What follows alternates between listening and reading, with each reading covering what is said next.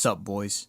Today I'm going to be talking about seasonal depression, otherwise known as seasonal affective disorder, which is a type of depression that people tend to get during the fall and winter months due to shorter days and the sun not popping out as usual. The sun sets by 5 p.m., and you spend the rest of your day laying on your bed wondering just where it all went wrong with that one broad from multiple years ago.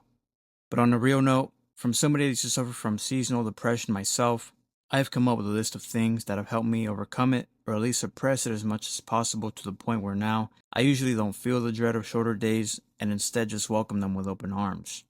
So I hope some of the things in this list could help you out as well. Without further ado, let's get right into it. First things first, you're going to need to embrace a change, buddy. Now look, life is all about change, and seasons come and go each year of our lives. Christmas is around the corner, so why not welcome it by decorating your place with over-the-top Christmas decorations? And hell, if you're feeling bold, go ahead and mix some of your Halloween decorations with your Christmas ones as well. Nobody is really stopping you, honestly.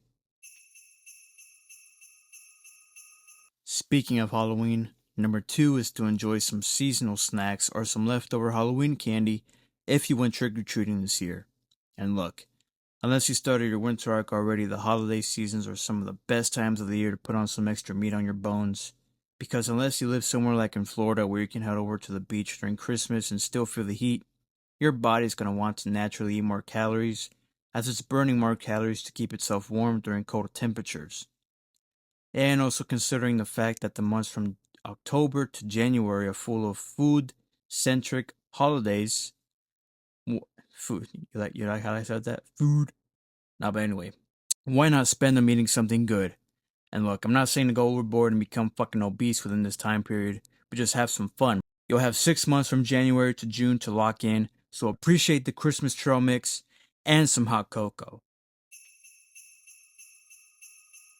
Number 3. Look, go outside whenever it is sunny. Just because it's winter doesn't mean the sun will always be in hiding, unless you live somewhere like... I'm not even going to try to pronounce the name of this fucking place, but yeah. Unless you live in this town in Alaska, which won't be seeing any sunlight till the end of January of next year, if you see sunlight, go out for a brisk walk under it. I can bet your ass it'll somewhat improve your mood. Speaking of sunlight, number 4 is to get some vitamin D supplements. And look, you guys, the sun is in hibernation for most of the winter and isn't able to provide your body with enough sunlight to produce it naturally. Vitamin D helps your overall health and immune system, so taking a supplement of vitamin D will vastly improve your overall physical and mental health. Though I do suggest consulting your doctor first. Number 5, and look, I am not a fag, but start dressing for the occasion.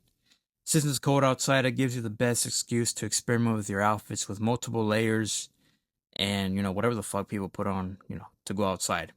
The cold weather is a good excuse for me to wear my favorite hoodie or jacket that I'm not able to casually wear for the rest of the year. Just get creative with it. If that's your thing, go ahead. Fuck it. It's cold.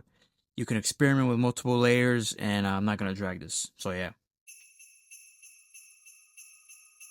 Number 6, catch up on some TV shows or video games that you've been stalling on or haven't completed yet. That Fallout 3 save file that you just suddenly stopped playing mid-through and never went back to. That TV show you were really into for the first season or 2 and never finished. Well, you're in luck now, motherfucker, because now you're indoors for most of your time and you have a lot of free time to catch up on all of it and finish it all. Number 7. Now look, this can tie in with number 1, but buy a heater with a fake fireplace. These are a real mood lifter and they're pretty cheap, like places on Amazon and retail stores. And hey, if you don't have the money, I suggest just, fucking play a fireplace video on your TV whenever you're not using it. Just leave it on as background noise or something. But this personally has helped me tremendously with uplifting my mood during the season. I mean, just look at this. Look at this. Heading on to number 8, one of my favorite things to uplift my mood during the season is to watch some holiday specials on my favorite TV shows, or some of my favorite holiday movies, or one of my favorite YouTubers, who released videos surrounding the season in the past. One of my favorite YouTube videos that I always come back to each year It's this angry grandpa 12 Days of Christmas video. On the 7th day of Christmas, my youngest gave to me chairs a flying, 6 vagina spiders, 5 broken teeth. I can't sing this shit. Man, fuck this. And this Dash EXP playthrough of this LeBron James Sprite Cranberry horror game released in 2018.